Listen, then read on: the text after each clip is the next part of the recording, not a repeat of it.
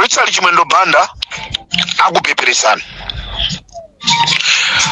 Siku limene muzizindikira kuti Richard Chimwendo Banda wandipeperesa muli kundende pali ma program amene akupangika boma la South Africa ndi boma la Malawi kuti mwanjira ina iliyonse Bushiri mukuyenereka kutengedwa kupita ku South Africa. Ndipo njira imene aikonza muzatutumusidwa masiku 30 amenewa akatha muzaitanidwa ku office ina kuti mukufunika ku office.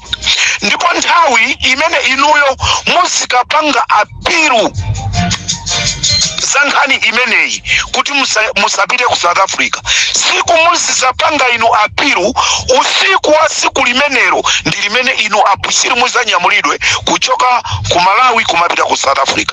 Izi ndi zimene akukukonzerani pasipa. Ma meeting onse amene akhala akuchitika ndi ma meeting amene akufuna kukuzizirisani mtima, akufuna kukupeperesani.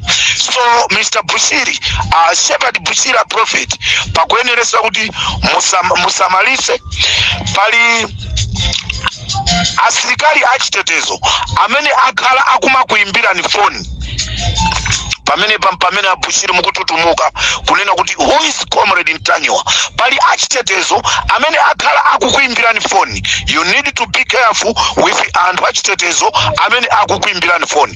Kuli chiwembu chachikulu chimene mwakonzeredwa.